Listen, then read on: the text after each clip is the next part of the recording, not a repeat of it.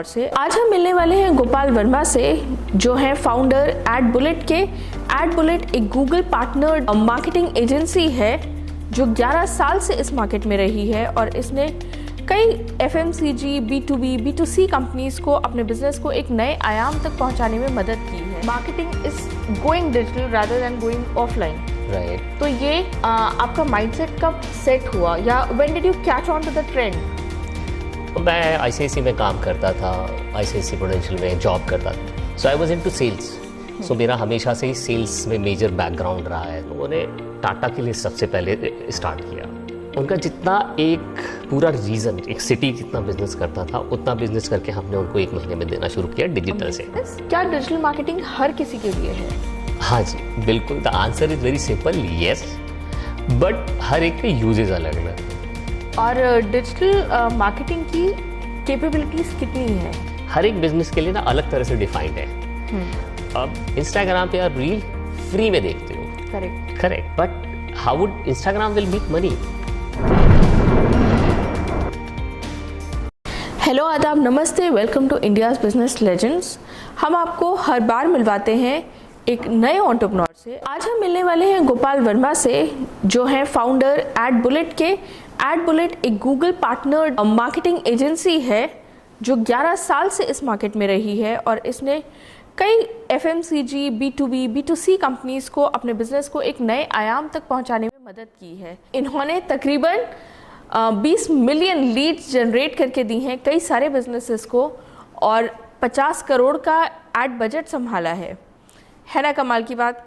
तो आइए इनसे मिलते हैं और समझते हैं इनसे कि डिजिटल मार्केटिंग में हम ऐसा क्या कर सकते हैं जिससे हमारे अपने बिजनेस को भी मदद मिल सकती है नेक्स्ट लेवल पर जाने में। तो let's go meet him. Hello mister Gopal, welcome to India's business legends. Thank you. जैसे कि हम अपने व्यूअर्स को बता रहे थे कि आपका बिजनेस बहुत इंटरेस्टिंग है। आजकल डिजिटल का ज़माना है, marketing is going digital rather than going offline. Right. तो ये आपका माइंडसेट कब सेट हुआ या when did you catch on to the trend? Right. So I was, थोड़ा सा अपने बैकग्राउंड के बारे में बताता हूँ, हम लोग कहाँ से स्टार्ट कर रहे थे। सो मैं ICICI में काम करता था, ICICI प्रूडेंशियल में जॉब करता था। So I was into sales. सो मेरा हमेशा से ही सेल्स में मेजर बैकग्राउंड रहा है। तो I been into Reliance and then Religare, multiple companies में मैंने तकरीबन 7 साल काम किया। एंड जब 2012-13 में हमारा जो पूरा इकोसिस्टम है वो ऑफलाइन से ऑनलाइन के साथ कंबाइन हो रहा था थोड़ा सा। जैसे जब उस समय मेल सबसे पहले मेल मार्केटिंग चला करती थी। So from there it triggered to me कि हम लोग अब थोड़ा सा डिजिटली जाने की कोशिश करेंगे। उसने बड़ा मोटिवेट किया मेरे को। तो हम लोग तब स्टार्ट किया, तकरीबन 2012-13 में हम लोग बल्क मेलिंग से स्टार्ट करना शुरू किया। उसका रिजल्ट बहुत अच्छा आया उस समय। Then we jump into the business, जिसमें हम लोगों ने एक कॉल सेंटर लिया, उसके साथ फिर डिजिटल इकोसिस्टम लिया, दोनों को कंबाइन किया। फिर हम लोगों ने टाटा के लिए सबसे पहले, so they rejected us. So we went to Tata की, वी सेड कि भाई हम आपका ये पूरा बिजनेस ऑनलाइन सेल करेंगे। टाटा DTH की मैं बात कर रहा हूँ। तो उस समय they thrown me out. They said कि भाई ये पॉसिबल नहीं है, ये तो अभी बहुत टाइम लगेगा। Then I went to Dish, and उस समय डिश बड़ा एग्रेसिव ऑर्गेनाइजेशन हुआ करता था। दे एक्सेप्टेड इट एंड 3 महीने से 4 महीने लगे हमें उसको सेटअप करने पे। उस समय DTH was on a stage of start हो रहा था वो थोड़ा सा। We jump into that. उनका जितना एक पूरा रीजन, एक सिटी जितना बिजनेस करता था, उतना बिजनेस करके हमने उनको 1 महीने में देना शुरू किया डिजिटल से। Then Tata came to us, because वो इंडस्ट्री छोटी है तो उनको पता चला। The same guy came to our office and said कि नहीं, we have to start with you, we have to start you.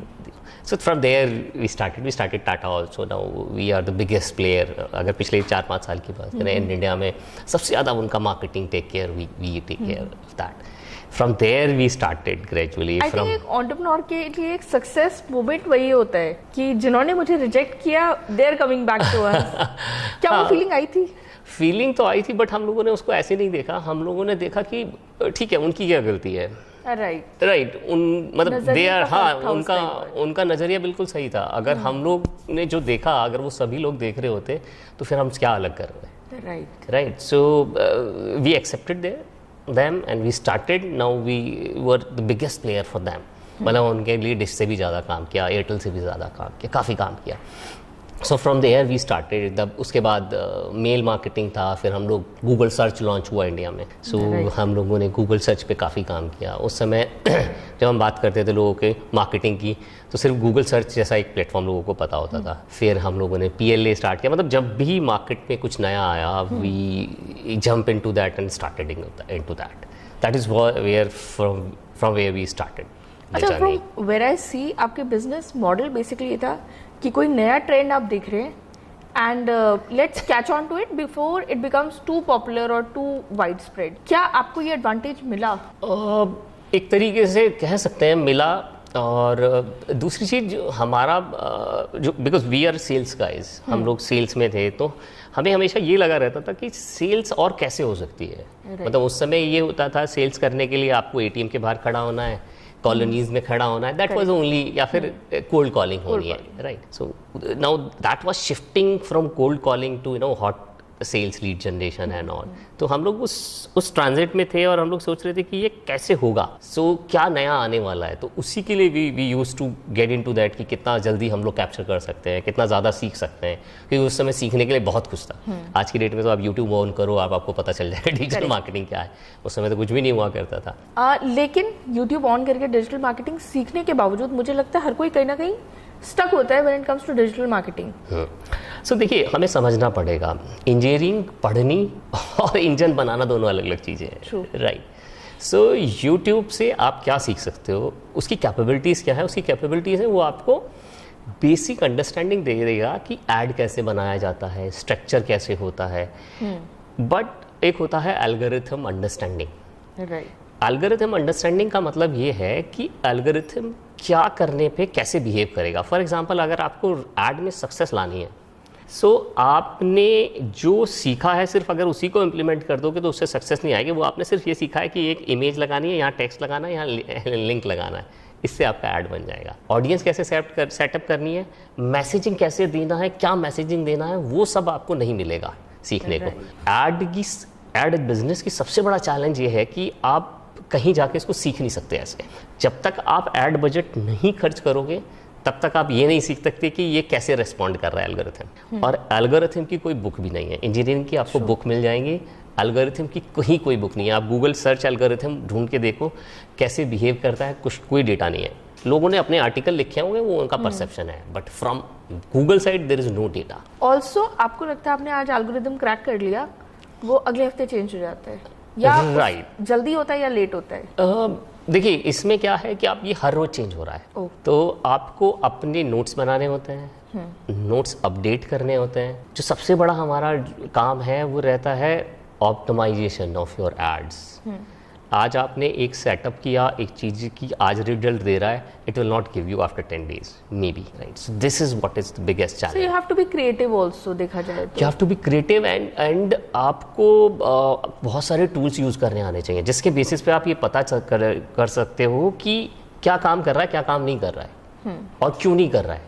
That is very important. So these are the important things जो हम लोगों को चाहिए, और तब पता चल सकता है कि हाँ जी क्या चीज़ काम कर रही है, क्या चीज़ काम नहीं कर रही है. अभी तो फिलहाल हम बात करेंगे हमारे स्मॉल एंटरप्रेन्योर्स, इनफैक्ट बड़े एंटरप्रेन्योर्स के लिए भी, कि कैसे मार्केटिंग से डील कर सकते हैं. लेकिन पहले आपका ही जर्नी में जानना चाहती हूँ.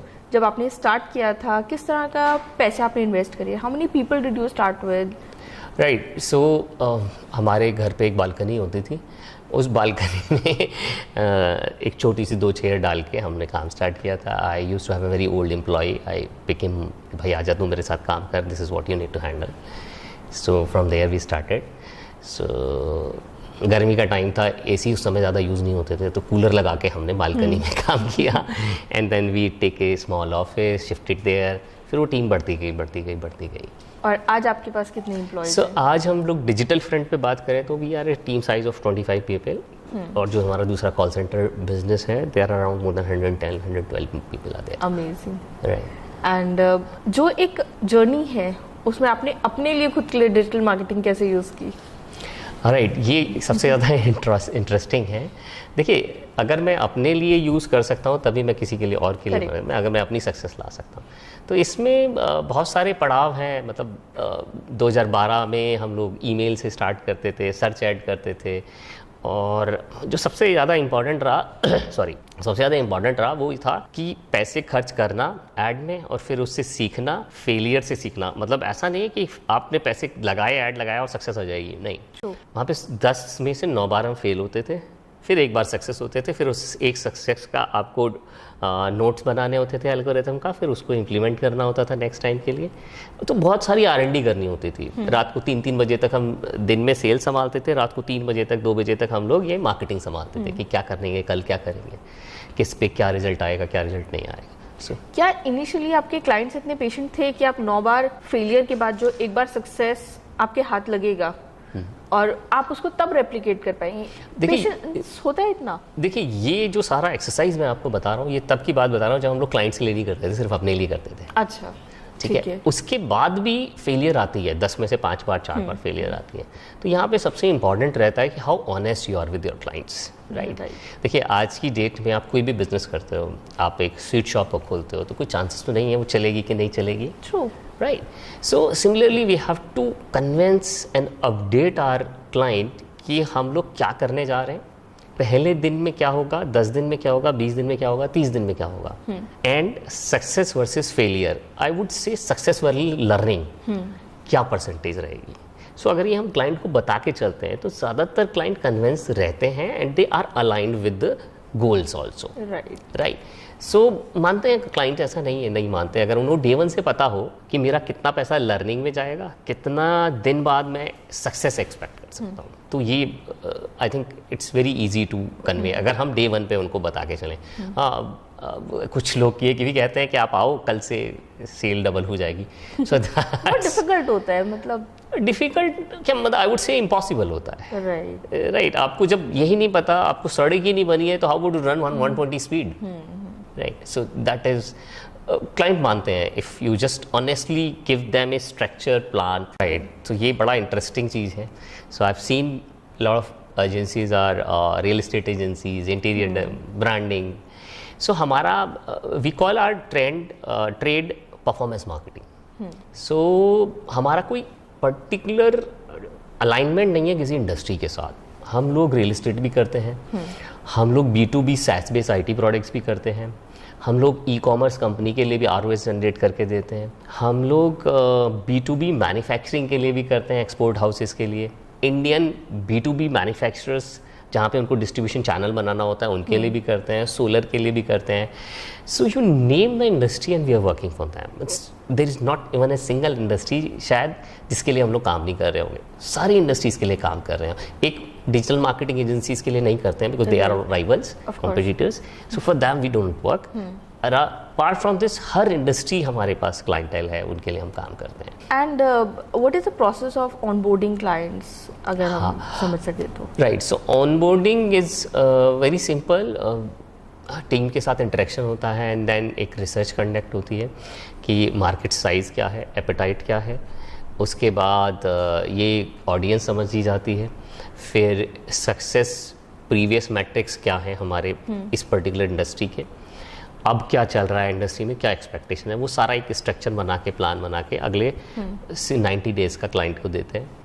फिर उनको एक 45 डेज़ का स्ट्रक्चर देते हैं कि सर पहले 10 दिन में ये होगा, फिर ये होगा, फिर ये होगा, ये होगा, इतनी लर्निंग होगी and then onboarding process start हो जाता है जो डिजिटल का normal credentials and all asset management का।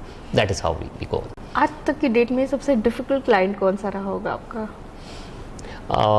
सबसे डिफ़िकल्ट, सारे क्लाइंट्स ही डिफ़िकल्ट है, बस डिफ़िकल्ट की मैं बात करूँ तो कुछ क्लाइंट्स हैं जिनकी इंडस्ट्री बड़ी नीश होती है।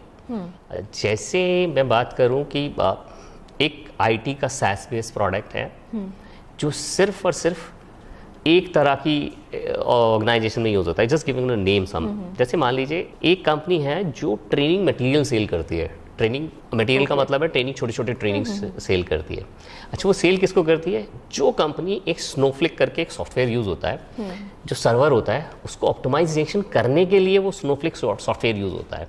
तो जो कंपनी उस सॉफ्टवेयर को यूज़ करती हैं, हमें उस ऑडियंस के पास जाना है और उनको बोलना है कि सर आप अपने एम्प्लॉयज़ को ट्रेंड करो, इसकी फ़ीस 13 लाख रुपए है, करेक्ट, और वो लीड जनरेट और ऑडियंस हमें लेके आनी है। तो अब इसमें ऑडियंस कैसी होती है? इसमें ऑडियंस होती है बड़े बैंक्स, NBFCs, तो वो गिने चुने हैं, या फिर ऐसी कंपनीज जहाँ पे डेटाबेस बहुत ज़्यादा मैनेज होता है, वही इतना बड़ा सर्वर यूज़ करते हैं।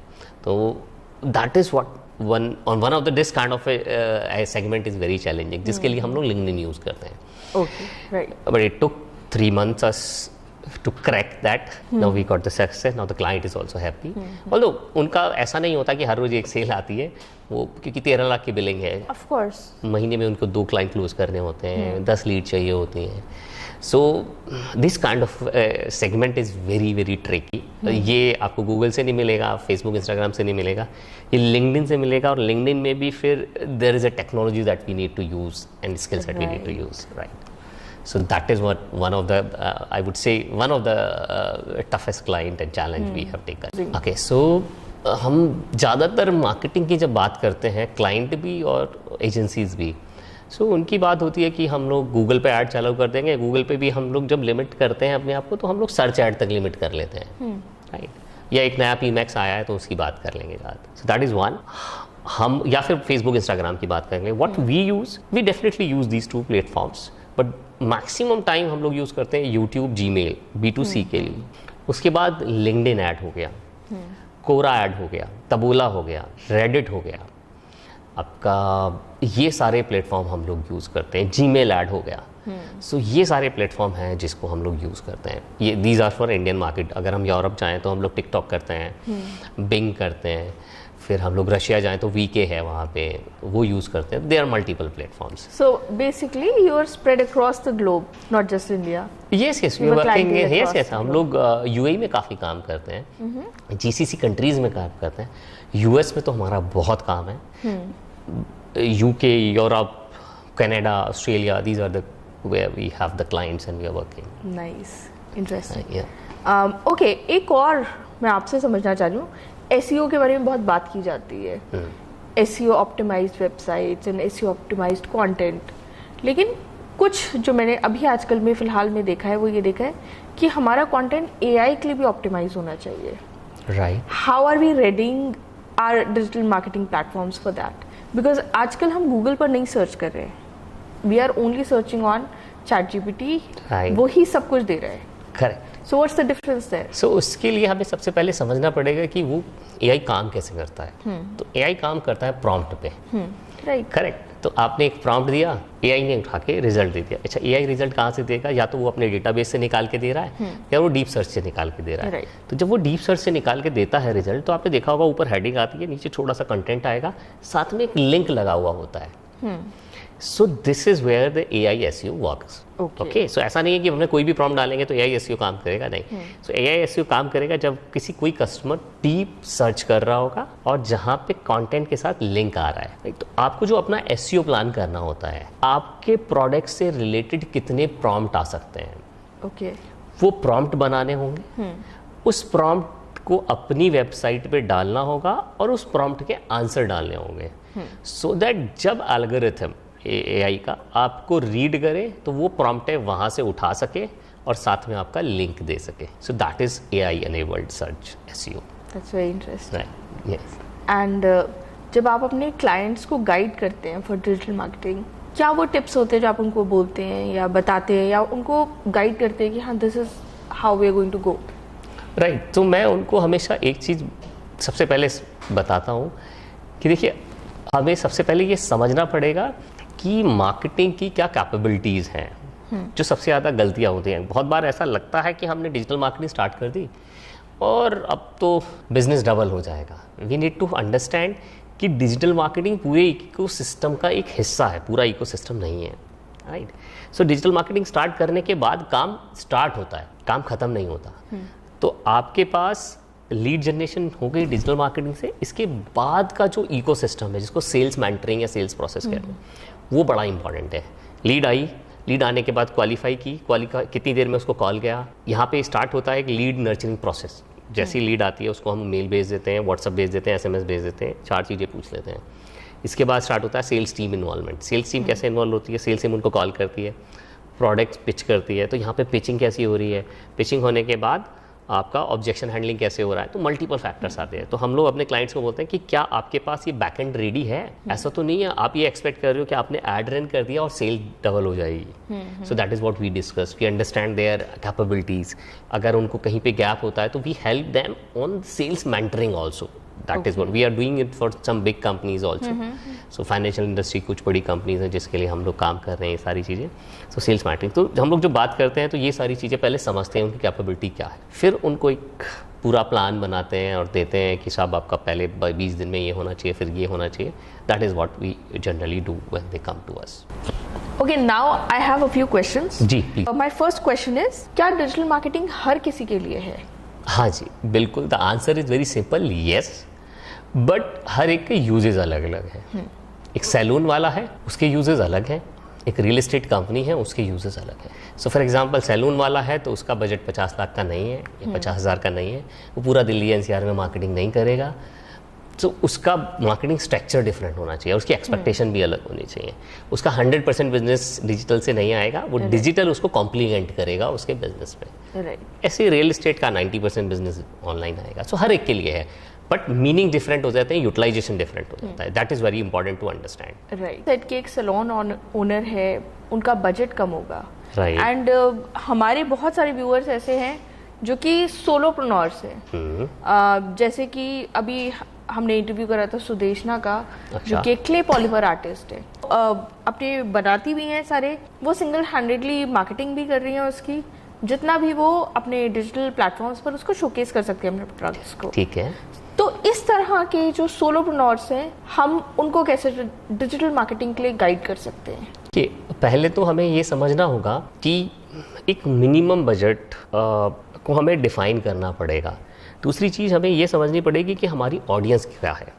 मान लीजिए अब जैसे आपने इनका मैम का जिक्र किया, सो मुझे आइडिया नहीं है अभी उनका ऑडियंस साइज़ है, but just I will pick one any example. जैसे मैं सैलून की बात कर रहे थे या किसी बुटीक वाले की बात कर रहे हैं, राइट।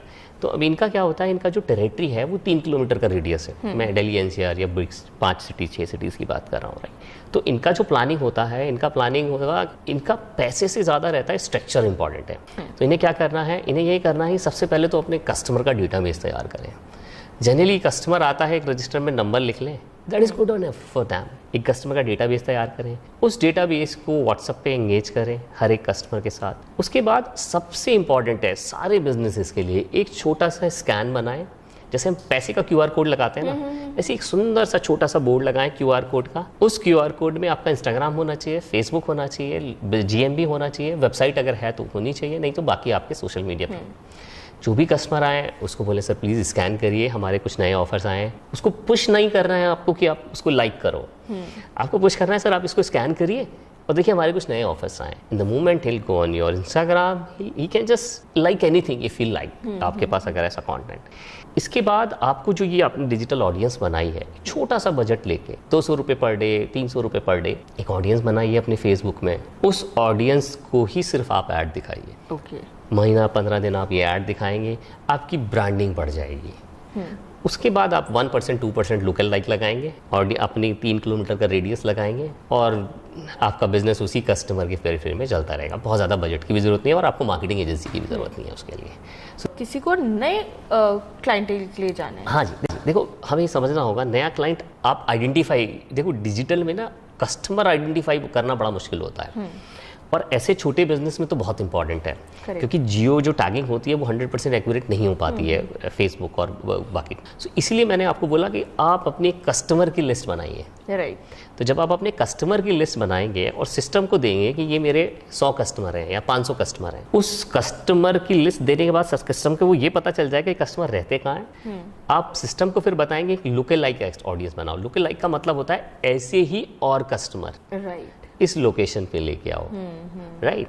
तो फिर ये जो लोकल लाइक ऑडियंस होगी ये आपका नया कस्टमर लेके आएगी और ये जो एग्जिस्टिंग ऑडियंस होगी ये आपको ब्रांड रिकॉल कराती रहेगी हमेशा। अब सैलून है, अगर वो एक ऑफर साथ में फ्री दे दे नेक्स्ट टाइम आने के लिए कि सर आपका नेक्स्ट टाइम पे ये 2 ऑफर आपको फ्री मिलेंगे, and then give him a reminder on WhatsApp after 15 days, sir आपका ये एक्सपायर होने वाला है, right. So this is also digital marketing. हम ये सोचते नहीं कि ये डिजिटल मार्केटिंग, ये भी डिजिटल मार्केटिंग है. आप डिजिटल इको चैनल यूज कर रहे हो अपना रीमार्केटिंग के लिए. So this is what we call that remarketing. So ये 4-5 छोटी छोटी चीज़ें हैं जो छोटे बिजनेसेस कर सकते हैं और उनको कोई एजेंसी की भी जरूरत नहीं है इसके लिए. राइट. आपने बताया कि हम लुक अलाइक ऑडियंस भी लेकर आते हैं, उसके बियॉन्ड हम कैसे जा सकते हैं और हम कितनी एक्सपेक्टेशंस के साथ डिजिटल मार्केटिंग स्टार्ट करें? देखिए ये थोड़ा सा मतलब कॉम्प्लिकेटेड आंसर है, इसका सीधा आंसर मुश्किल है. क्योंकि अगर मैं बुटीक या सैलून की बात कर लूँ तो उसकी लिए आप बहुत ज़्यादा बजट नहीं खर्च कर सकते हैं.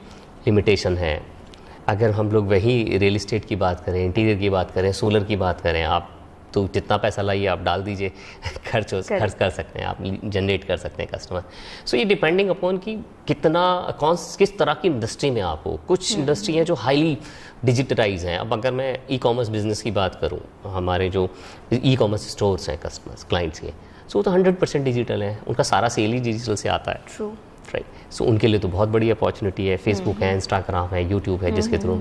सो अभी एक क्लाइंट का मैं आपको नाम नहीं बता सकता, बट मैं आपको थोड़ा आइडिया देता हूँ. He is a very big influencer in India, one of the biggest. इनके काफ़ी व्यूज़ और काफ़ी सब्सक्राइबर्स हैं. सो उन्होंने एक ज्वेलरी का बिजनेस स्टार्ट किया, फैशन ज्वेलरी का. सो यू वोंट बिलीव, उनका महीने का बजट 70 लाख रुपए का है. राइट. पर डे 2.5 लाख रुपये हम बंद करते हैं. सो अभी ही इज़ एक्सपेक्टिंग कि भैया उनको 2 करोड़ 3 करोड़ पे जाना है. और ऐसे भी क्लाइंट है जिनका 5,000 रुपये पर डे का बजट है. सो कोई ऐसा कुछ नहीं है कि कितनी बड़ी मार्केट है. बहुत बड़ी मार्केट है, पूरा समंदर है. 50 करोड़ जनता है इंडिया में. उस 50 करोड़ में से 20 करोड़ लोग ऐसे हैं जो ऑनलाइन शॉपिंग करते हैं या उन्होंने कभी ना कभी इंटरेक्शन किया है. सो यू कैन अंडरस्टैंड कि कितना बड़ा मार्केट है. उस 20 करोड़ को अगर 4 से डिवाइड करोगे, 4 why I am saying because मेरी फैमिली के लिए मैं ही इंटरेक्शन करता हूँ. Correct. So 80 crore people, those are touch points for your digital ecosystem to sell the product. This is a huge market.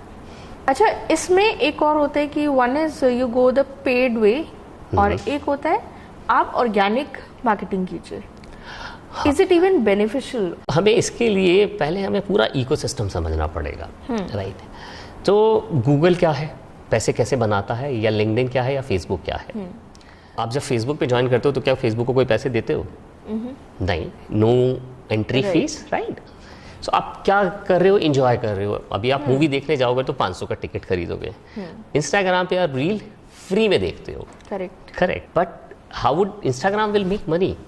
Instagram पैसे कैसे कमाएगा? इंस्टाग्राम पैसे तब कमाएगा जब आप रील के साथ कुछ पेड कंटेंट देखेंगे. सो जितनी भी ऑर्गेनाइजेशन है वो जब तक प्लेटफॉर्म को पैसा नहीं देंगी तब तक प्लेटफॉर्म पैसा नहीं बना सकता. ऑर्गेनिक एक छोटा सा हिस्सा है पूरे इकोसिस्टम का. जितने भी बड़े ब्रांड्स हैं, जो बड़े ब्रांड्स का मतलब है गूगल, लिंक्डइन और फेसबुक, मेटा की हम बात करें, उन्होंने एल्गोरिथम इस तरीके से स्ट्रक्चर किया हुआ है कि आप अगर प्रोडक्ट बेस्ड मार्केटिंग कर रहे हैं, प्रोडक्ट बेस्ड ऑर्गेनिक मार्केटिंग कर रहे हैं, तो बहुत रेयर चांसेस हैं कि आपको बहुत ज़्यादा विजिबिलिटी मिले. ठीक है, but it is also important. We need to do it. It is also important. But viral जो हम लोग ऐसा हमारी एक्सपेक्टेशन देती है कि जैसे एक ऑर्गेनिक वायरल हो जाती है किसी की रील, इमेज, कंटेंट, उसी की तरह हमारा प्रोडक्ट वायरल हो. तो principally this is very less possible. It happens. जैसे आपने एक को देखा होगा, दूध मांगे थे तो खीर देके वो वाला एक ऐड चलता रहा है. ऐसे मल्टीपल हो सकते हैं बट वेरी लेस जहाँ पे ऐसा कोई इंटरेस्टिंग हो. तो ऐसा नहीं कि आप नहीं कर सकते, बट वो रिसर्च करने में, वो निकालने में आप कई साल लग सकते हैं.